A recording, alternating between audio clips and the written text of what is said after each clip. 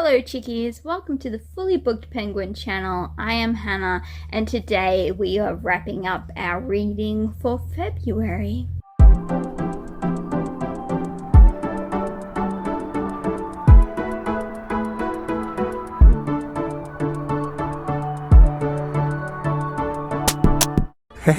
Now for stats, I don't really have stats for you. I just have that we read 8 books, that some of them were manga and manhwa, and the other half were fairy tales and all the whimsical forest vibes. So that's us for February. And now to get into the book reviews. Straight away, straight into it. No messing around. Hello, I brought you here today to discuss the book Beauty and the Beast by Shea, which is a romantasy retelling of the tale Beauty and the Beast. Would you believe? Why am I talking to you like this? Well, I'm sat at a table and it feels like I'm talking down to you. So listen up. Now, Shea's retelling of Beauty and the Beast goes a little bit different from the original. It does follow Elle, and we're gonna call him Sylvain. That could not be his name. I know it starts with an S, and all I can think of is Sylvain. Sylvain from Fire Emblem Three Houses. He doesn't look anything like Sylvain from, but anyway. And the beast looks like a giant cat. Not a lion, but like a buff cat. And Elle falls through the glass ceiling of Sylvain's chateau. And that's where the journey begins, because she breaks her leg and scratches up her arms, falling through the glass, obviously. Why was she on the glass, you may ask? Was she in search of her father? No. The father is mentioned, but he is nowhere near the chateau. So that brings the question of why was Elle running over the glass ceiling at the chateau? Well, that's the biggest mystery. Now, we focus a lot on Elle's relationship with the rest of the chateau's inhabitants, because of course they're all cursed along with the beast. And they're cursed to have these masks on and they cannot speak. So they have to use these slates to write and communicate that way. They do mistake her for like a villager nearby. Why would a villager be running on the roof of the chateau? Nobody really cares because she's a woman. And of course, to break the beast spell, he has to fall in love with someone and they in love with him. Obviously, it's a mutual exchange, which I thought was fairly obvious, but supposedly no. Okay, so here's the tea. I enjoyed the interactions of Elle with the residents, like the cook or whatever. I didn't especially love the lady's maid that she had. She was very trying to get them together, but then she had some random comments about like love and what it is to Elle, which, while correct, were done in a kind of a condescending, oh, you wouldn't know what love is, you silly girl. Also, the beast knows that his inhabitants are trying to push him and Elle together, but he doesn't really care. And he kind of ignores her pretty much the whole time until a certain point. And then they have a friendship. They use each other to avoid the staff, pretty much. Like, Sylvain can get some work done without listening to his, attendants tell him essay-long paragraphs about Elle, and Elle can practice trying to get her legs stronger without the others stopping her, pretty much, because they don't want her to get healed, because that would mean she leaves, and they're trying to, set up for love. But anyway, what I really feel like is Sylvain and Elle should have just remained friends. Really, I think the twist should have been that you can love, not romantically, but love someone, care for them, respect them, want to protect them without romantic connection.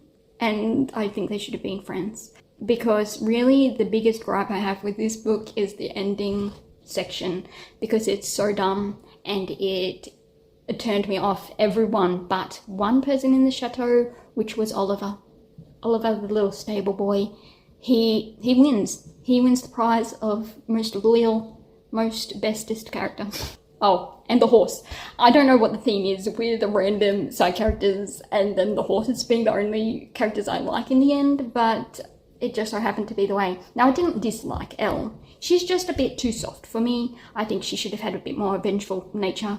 or at least had the gumption to hold onto her like horses and have them actually apologize properly to her, because the stuff that goes down at the ending, I'm sorry, but they play happy families after one event and they're suddenly in love, and I'm like, ooh, no.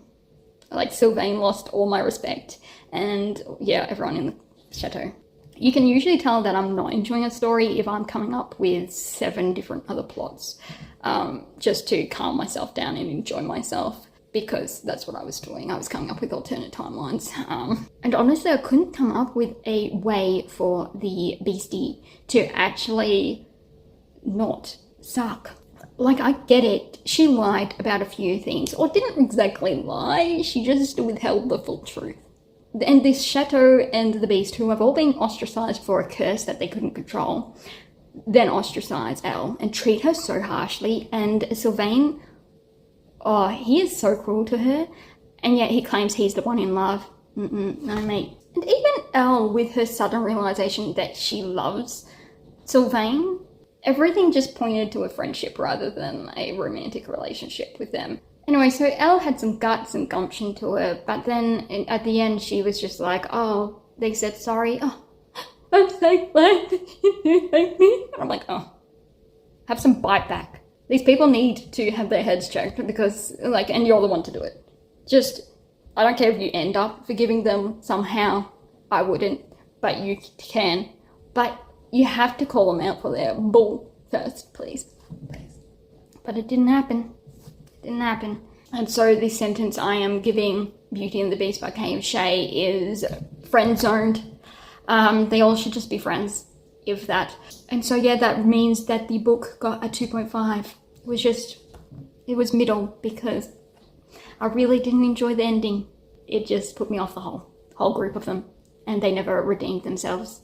So 2.5 is the final rating, with also the sentence of being friend-zoned. And that is Beauty and the Beast by K.M. Shea, a fantasy romance retelling of Beauty and the Beast. Please do not judge this random setup. It is what it is, and we're just going to move on with it. You're currently tethered to my leg. I actually have some books here that I want to tell you about them. So first up, we actually have Lout of Count's Family by Ryeo-han. It is the second novel in the series. And in this one, we follow Kale Hennitus, who is actually Kim Rok-soo. So Kim Rok-soo from the real world. At one point read 5 novels in a series, and then he woke up one day and found himself as the bad guy, one of the bad guys, in a novel. And you see, Kim Rok-soo, he does not care for pain. So he actually decides he's going to change just a smidge, so that he doesn't get beaten up and ultimately ruined by the main character. He ends up winning over the main character, actually.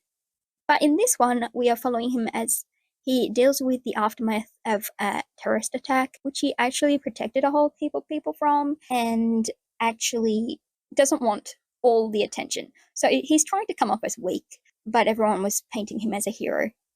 But with the help of the Crown Prince, he got a reward without too much fan worship. But anyway, he actually spends most of this book with a different crew than the main character, whatever his name is. I've completely forgotten. But he still has his dragon, he still has his kittens that are beast folk, and he actually meets with some more beast folk in this one, the whale tribe. And a whole heap of new things get revealed, but he also goes in search of his other ancient powers, continues gathering wealth, because there's a war coming. He knows there's a war because he got to Volume 5, but here's the thing, he doesn't know what happens after Volume 5. So we're getting close to where he doesn't know what's going to happen.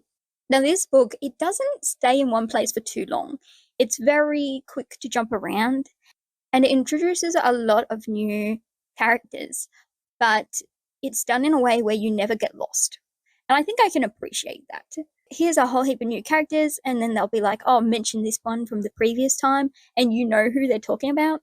It does it really well. Some fantasy books, I'm like, I have no clue who they're talking about. Because I'm like, I have been introduced to 27 characters, and I have not a clue. I also just like Kale's unique opinion of things, because really he just can't be bothered with a life of pain.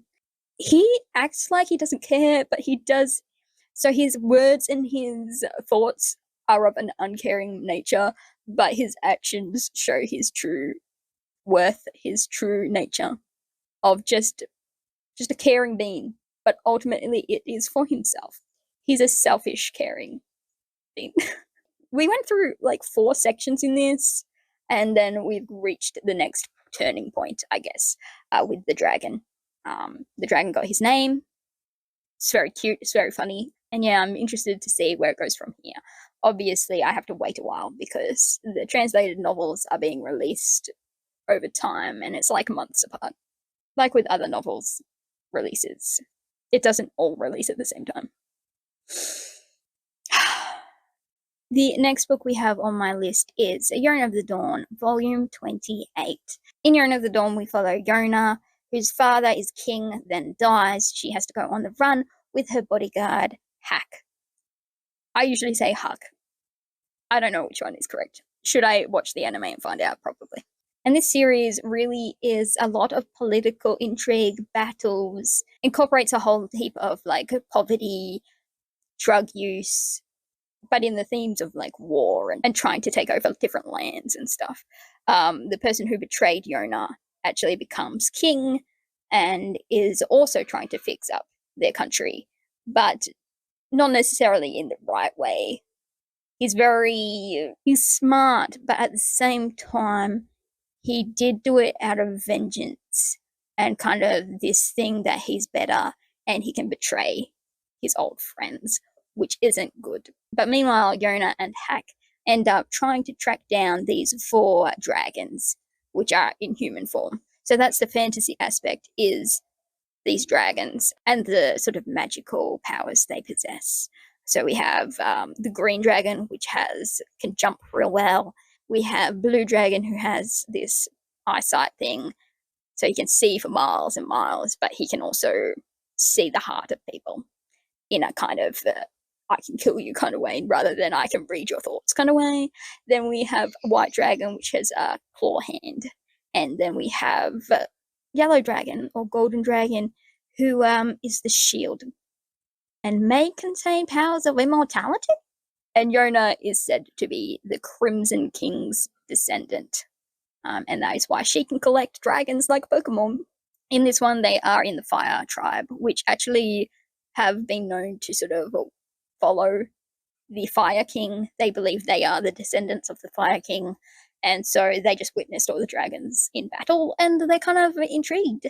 But it's kind of split as well, because the current leader of the Fire Tribe has allied himself through like ties to the current king, like the usurper king, which means he's trying to not help Yona, because Yona is technically the political opposition. But meanwhile, Yona doesn't really want revenge. She just wants everyone to be happy and healthy. Now, I said in my reading vlog that this series, it started off with serious themes, but was cute and funny more. But now it still has its cute and funny moments, but most of it is war and intrigue and the betrayal and a lot of anxiety-inducing stuff. And I am very attached to my dragons, and they seem to be copping a lot of attacks due to a creepy cult man. And of course, the evil advisor to the king. Anyway, so for volume 28 of Yona of the Dawn, I am giving it a 5 stars. I enjoy it. As I say, despite all the intrigues and anxiety, it's still great. I actually don't hate the feeling once I know what's happening. It's just the looking forward and dreading what might happen that really is getting to me. But it doesn't negate any stars. So, 5 stars for Yona of the Dawn. So the next book we have on our list is Villains Are Destined to Die, and this is the 2nd volume, and it is by SUOL, and the original story is by Gwon, Gyeoeul. Now this series follows now I don't know. I did the reading vlog and I called her Penelope, but then I started doubting myself. But is it actually Penelope? Anyway, so Penelope was originally not Penelope. It was another case of isekai, a person from the real world going into a fictional world, in this case, an otome game, which is like a dating sim. But in the story, Penelope is the villainess, not the heroine. But this isn't strange to our player because she was playing hard mode, in which case you do play as the villainess. The only problem with that is that the villainess has so many death flags around her that it is nigh on impossible to win the game because she dies to every single one of them. Mostly the crown points, but the others do tend to murder her too. Anyway, so she finds herself in the world. At first, she has to follow the prompts, but she ends up unlocking like pretty much free will. She can do whatever she wants, but she needs to choose a target in order to woo and win the game in order to escape the game. And currently, none of the options are any good.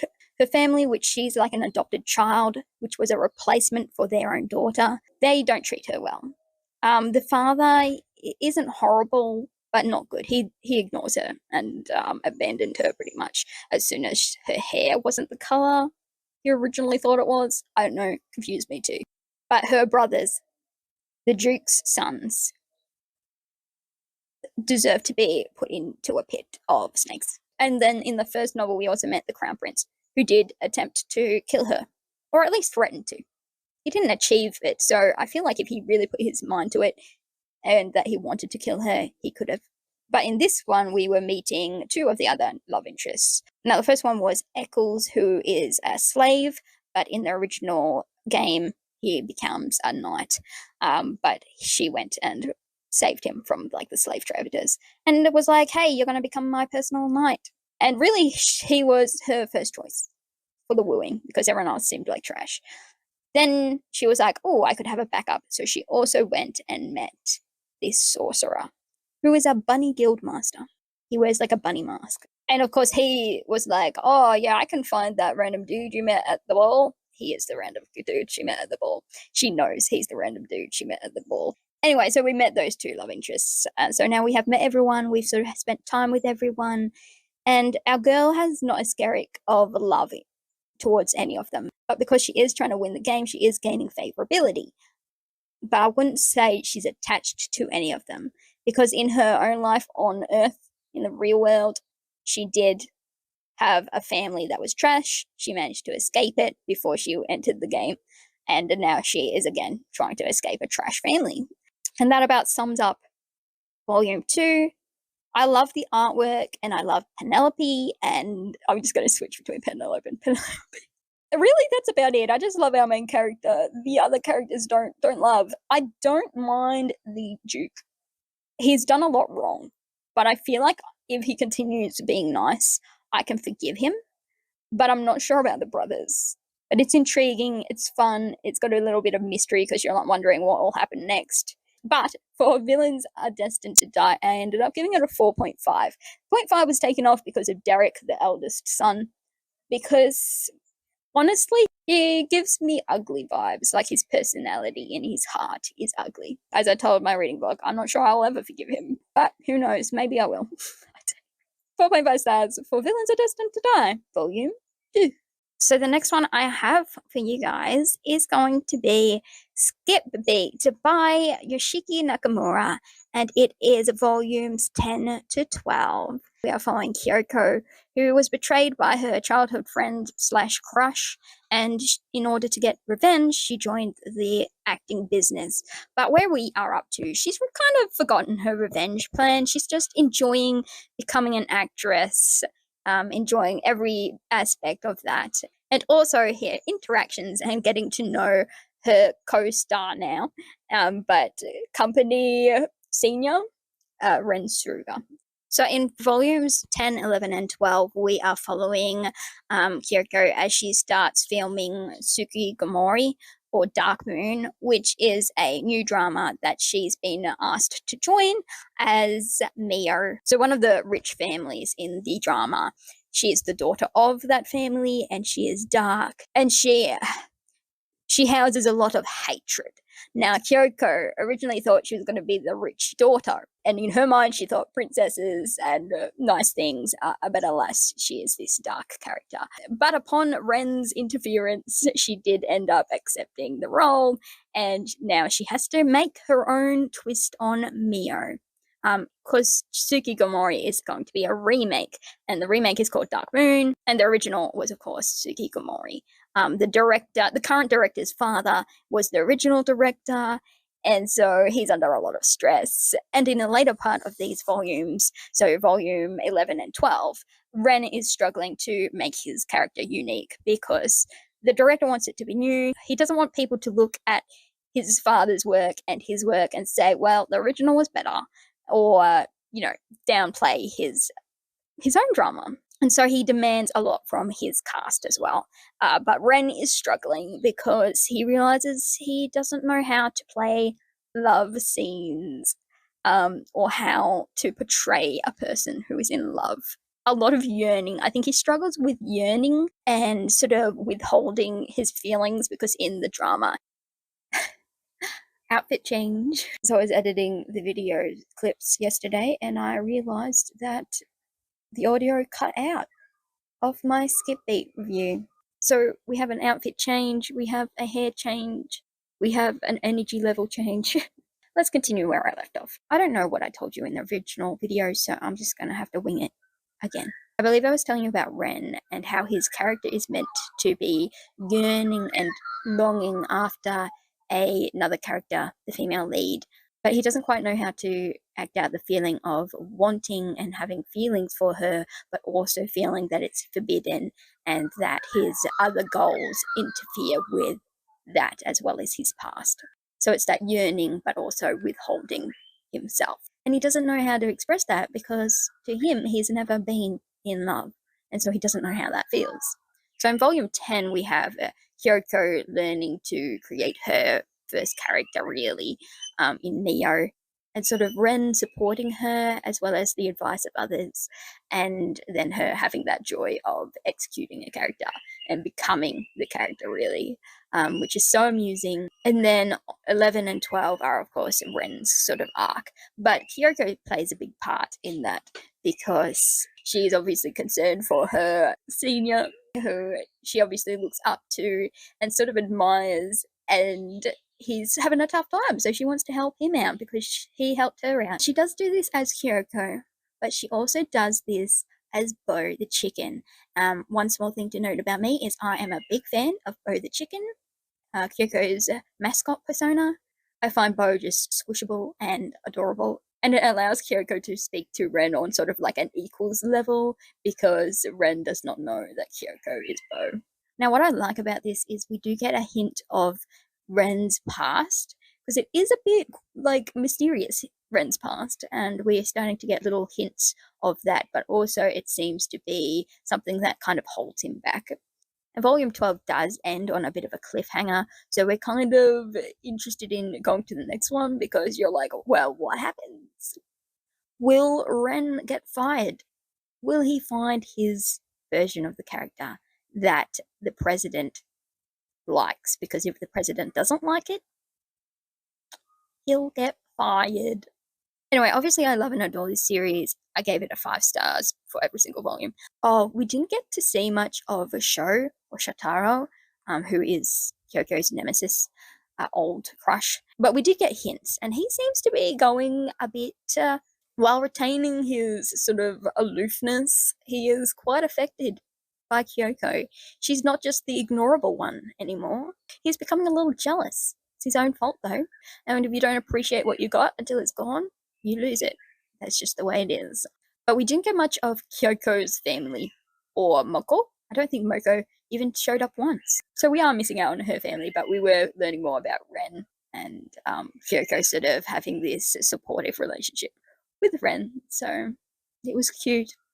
Anyway, 5 stars for Skip Beat volumes 10 to 12. Now I do have a reading vlog for all of these, so if you're interested in that, I will link it. We're going to start with Down to the Bonny Glen by Melissa Wiley. And this is the 3rd book in the Martha years, which is a prequel to the Laura Ingalls Little House series. So in this one, we're following like an 8.5-year-old Martha, and she's getting too old to be a child, supposedly, and so therefore she must have a governess to teach her lessons and things, which I suppose lessons in that are okay. But to take away the joy of living on heath-covered hills of Scotland. Do we really need to do that? But our Martha isn't letting go of her joys quite that easily. But she does have some governesses. And I say governesses, I mean two. One?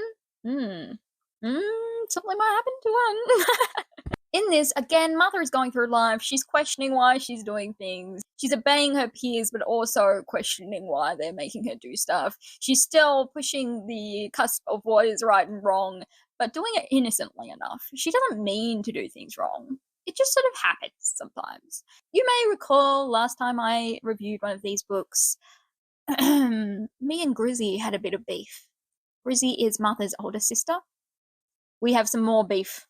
I just do not like that girl. She is stuck up and just mean, and everyone just allows her to do it, pretty much. And they're just like, no, she's a young woman. She's a jerk, that's what she is. She's looking down on the very people and the very land that raised her. That is not on, Grizzy. You can aim for something different, right? If you're not, like, vibing with the vibe at home, fine. You can aim and want something else. But don't trash on the thing you're currently in if there's nothing really wrong with it, you know? Lesson to be learnt right there. Otherwise, we have some time with old Mary. Again, she tells a tale. The only complaint I have in this is Grizzy. No, no, the only other complaint I have in this is that we don't see much of Duncan. We see Duncan for like 5 seconds. We almost hear more about Lou Tucker, who is the blacksmith's son, more than we do our good lad, Duncan. Duncan is Mother's brother, just older than her. We kind of end on a bit of a cliffhanger too. Like, not really a cliffhanger, but like, you don't get the end of the story. Like, we're partway through a situation, you don't get to see the outcome. You're like, but what happened? Are they okay? What happened? Maybe you get the answer in book 4. I'm going to give Martha a 4 stars, mainly because of Grizzy. That star has to be taken off for her attitude and nobody calling her out on it. Now, Down to the Bonny Glen by Melissa Wiley is a middle grade historical fiction. It's just about daily life and just little adventures that Martha has in Scotland. So it's got a few fairy tales, and then it's also just got general Scotland activities with farming and stuff. So in conclusion, we have Down to the Bonny Glen by Melissa Wiley, 4 stars from me. All right, next up we have Anne of the Island by Lucy Maud Montgomery. It is a historical fiction. It's a classic. In the Anne of Green Gables series, we are following Anne, who is an orphan. She gets adopted by Marilla and Matthew Cuthbert, and then just her really imaginative, sort of outgoing, just a little bit in her head, dreamlike personality. I don't know if that sentence makes sense. And her just growing up and learning things and making friends and finding kindred spirits. Then in this one, we're following her as she goes to Redmond College and she hangs out with her gal friends and gets maybe 1 or 2 proposals because she is now 18 years old. This will be difficult to do without spoilers, but I've got to admit, this one lost some of its sort of awe-filled admiration of like nature and people. It lost something. Anne of Avonlea is definitely my favorite. It is full of the whimsy. It's full of relationships with kindred spirits.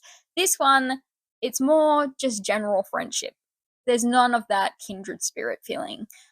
She has several of her gal friends. So she's got Phil, who's really a bit of a rambunctious, sort of a sassy, rich girl. Then we have Priscilla, who's one of his friends from the first place she went to study, Queens, I think it was. Same as Stella, that they have reunited with for Redmond. Gilbert and Charlie Sloane also are going to Redmond, and it sort of covers, I think, 4 years. Anne is a little annoying in this one, unfortunately. She receives a lot of proposals, mostly from guys that are just like, oh, she's pretty. May as well make her my waifu. And you're like, no? I think it's 5. Let me count. 6. Oh, she receives 6 proposals. Wow. She is a popular lady. She also makes a mistake, which I can forgive her for the mistake, but she was also ignoring some pretty big signs, which I know happens. It's very real to life. so I don't hold it against her, but it was unwise. Then we have Gilbert, who was always the male character, sort of, wow, he is so good, so romantic. He was always that, for at least when I was reading them. It was popular in my circles. And he was always popular. He still is popular. I'm just not sure about Gilbert in this book. Like, I get it, but also no. We barely see Gilbert, other than to push this one storyline, this one plot line. He only appears to push that one, and then he doesn't really show up. And part of that is on purpose. He pretty much just disappears at one point after a certain event. We do not see him except in brief, like, sentences. And I don't like him during that time. Like, I understand his reasoning, why he might feel hurt, but at the same time, he could have seen it coming. Again, the signs were there, and he was ignoring the signs because he was like on his own little agenda. It's fine. I can forgive him now, but I hate that theme. If you've either read Anne of the Island or watched the second Anne of Green Gables TV series movie thing, the reading vlog I made goes into more detail on how I feel about the Anne and Gilbert situation. But yes, Anne's attitude in this and general character loses so much compared to the first and second book. I mean, some people think she was always annoying. I do not agree with that. I found her kind of endearing, kind of close to the heart in book 1 and 2. In this one, however, I mean, she's become a lot more social, but at the same time, she's lost her spark. And I find that really sad. She still has her quotes about nature and random things, but she doesn't live the life of a kindred spirit. She just dabbles in the kindred spiritness. She doesn't live there. I know she has to grow up. To be honest, did I want her to become a Miss Lavender rather than what she is? Because at the moment, she's following the theme of, yes, we're all dreamers, but we have to grow up and be an adult at some point. Do all the stuff the world sees as important and leave behind the dreaming. Whereas Miss Lavender still had the dreaming, still had that youthfulness and spark. And so, of course, I wanted Anne to become like Miss Lavender. But, you know, she can have her romance earlier in life. And not a carbon copy, you know, but at the same time, she doesn't have that in this. And it kind of made the book lose its imaginative spark. Also, there's a random chapter on, like, animal abuse, which is distasteful, for sure. Like, fortunately, it worked out. But at the same time, weird. I think sometimes writers with romance plots that they want to control the narrative and be like, this is the relationship you should be rooting for. Sometimes it feels a little forced, but the way it's done is like, no, the girl, despite her independency, she belongs to this bloke. Everyone can see it. Everyone knows it. And they don't actually build up the relationship for either the girl or the reader. Like, I like Gilbert, but I think it's more because of the TV shows than what I've just read. I guess I just wish that in these things where everyone can see that maybe they should be together, they can tell that without having the girl have to do all the, like, everyone be like, oh, you should like him. Like, you should like him. He's a great guy. Like, having all the female characters say what a great guy the guy is rather than showing what a good guy and good match he is for our girl. I want to adore their relationship, not be told that they belong together without anything to back it up. So I did like the book, but it was sort of the stuff that was around the romance. And Anne's character did fail a bit. So as strange as it is to say, I actually think I have to give Anne of the Island a 3.5 stars. It was just those points really it just made this book compared to the others lackluster. And yeah, it was a little disappointing on a reread. But I recall loving it the first time, but then on a reread, it just wasn't the same. So yeah, Anne of the Island by L.M. Montgomery gets a 3.5 stars. Alright, our final book for February is actually Emily Wilde's Compendium of Lost Tales by Heather Fawcett. It is a new release, and it is a cozy fantasy like academia book. The series follows Emily Wilde, who is a bit of an introvert. She is very scholarly. She likes doing research. She doesn't love interacting with people, and she kind of travels to do this research. And she does all this research for a university to do these papers, and she has a rival, Wendell Bambleby, who is a very strange lad, and of course Emily suspects he is a fae, because she researches fae and fae creatures and all that. So she suspects he is one too. because of his like general nature, very strange. I describe Wendell as a bit of a Howl character, as in the book Howl, not the movie Howl. He's got a very strange, like secretive, but like playful sort of personality. Yeah, he's a strange one.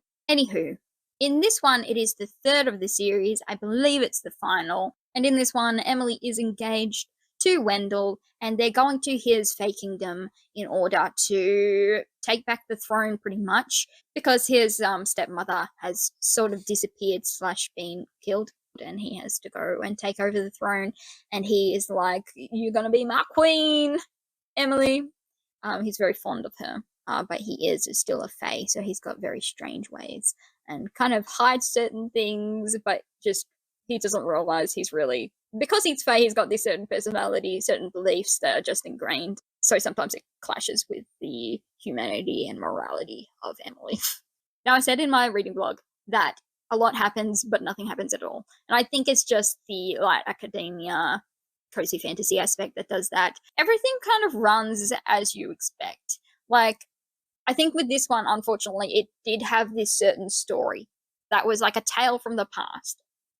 Obviously, a compendium of lost tales, and it's kind of repeating itself. So there's certain beats of the past story that the current story is now matching. Emily does a lot on her own. Wendell feels like Wendell's just around. I wish we had more Wendell and Emily moments, to be honest.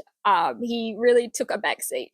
We came in contact with past people from past books and a couple of new characters, and I think the ending did feel a bit like a little bit of a cop-out. I was like, okay, coolio. Certain things happen in this one, and I'm sure you're meant to be sad. I'm sure you're meant to feel emotions throughout this story, but I felt nothing. I did enjoy it, but again, it was kind of a strange situation. And that's why I was kind of lost. I was like, so much is happening, but at the same time, I feel like nothing of interest is happening. I think it's mainly because it's a bit predictable, other than one thing, which I was like, how are they going to come back from this? And then they were like, here's how we're going to come back from that. And I'm like, oh, okay, nice. I mentioned about Shadow, the dog. You don't have to worry about Shadow. So all I can say, Shadow's a good boy, he's a good dog, and absolutely love Shadow. 10 out of 10 character there. I felt the same as Emily did when all that was going down. There was one character, Wendell's sister, who I don't know why she was there, to be honest. She didn't really serve much purpose. I think sometimes with some of these stories, it feels like there was a point to certain things, but the point never played out, if that makes sense. It was the same sort of thing with Divine Rivals. There was a character introduced, and then nothing happened with it.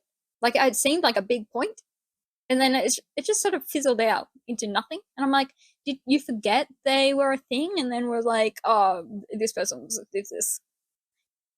And then Wendell's sister was a bit similar. Like, they hype up this character, and then it just fizzles out. So I don't know. I don't know what happened there either. I think it is a theme. I don't know whether they're rushing it out. I don't know whether they just haven't structured it, or whether the publishers cut out some things or tell them to get rid of some certain things, so then the story ends up falling flat. I'm not sure whether the things missing are just mistakes or certain style decisions by the author, or whether it's like the editors have gotten in and told them to change all this stuff, and it's ended up being like, where to go kind of thing. Anyway, so I think I've yapped on enough about that. Again, I enjoyed this final part of the trilogy, and I had a fun time. At no point was I like, oh, I hate reading this, or oh, can we just get on? So that's a good thing. Same with Anne. But I do think I'm going to have to give it a 3.5 as well. There were just certain things missing, or a certain spark that didn't combust into a flame of delight. So for Emily Wilde's Compendium of Lost Tales, I'm going to give it a 3.5 stars. And that wraps up our February reading. Again, my travels this month kind of put all my reading into disarray, but we still got through them, and we still had a fun time, I think. Again, a bit of a mixed month, to be honest, but I'm looking forward to continuing my reading journey during March, and to have a fun time with new books, new stories. And I shall see you all in the next video. Peace!